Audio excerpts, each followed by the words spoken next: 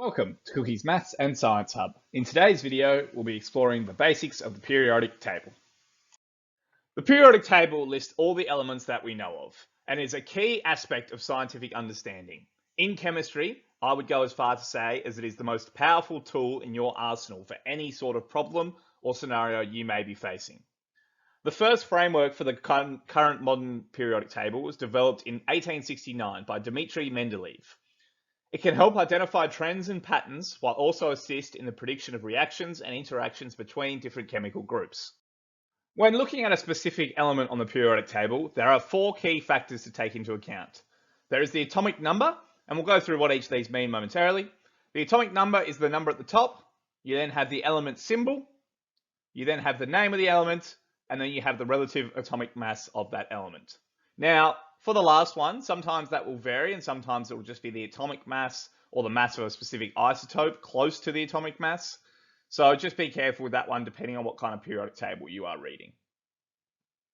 So what do each of these things mean?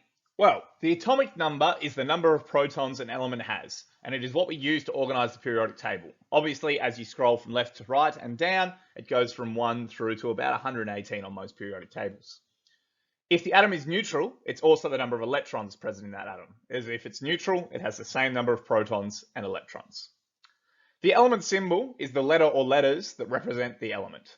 Often they are the first letter or two of the element, but sometimes, because these elements were discovered all throughout history, they use older Latin names, so the letters might not always line up.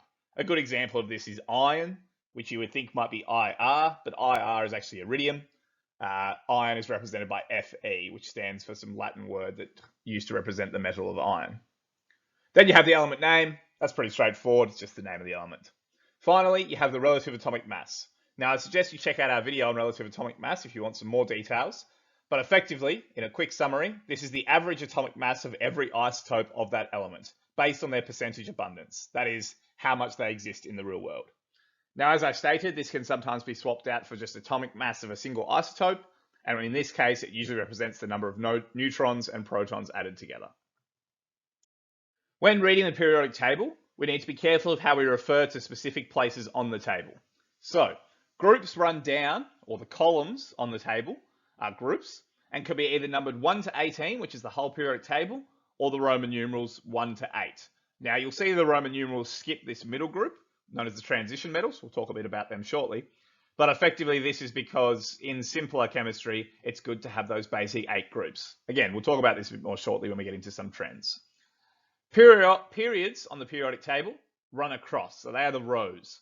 So as you can see here, we have rows running across, or our periods running across, and our columns running down, or our groups running down.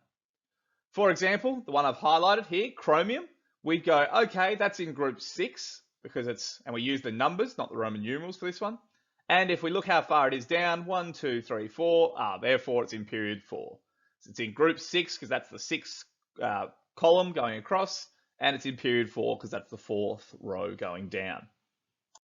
Another important factor of reading the periodic table is understanding metals, nonmetals, and metalloids. This is quite straightforward, as most periodic tables will have what I call the staircase, and is often referred to as such. This line here that looks just like a black thick line indicates that on the left of this line are metals and on the right hand side are non-metals. Now you have to be careful, as I'll show in the next slide, as some are also considered metalloids, which have properties of either. The metalloids, which have some properties of metals and non-metals, surround the staircase. You'll see it's not everything around the staircase, but most of what is around that staircase where we indicate what is metals and non-metals are metalloids. Remembering, metals are to the left, non-metals are to the right, and metalloids form that small group around the staircase. Thanks for watching. Be sure to leave a like on this video and comment for any future topics you'd like us to explore. Be sure to subscribe to the channel and share with all your friends. Hope to see you again soon.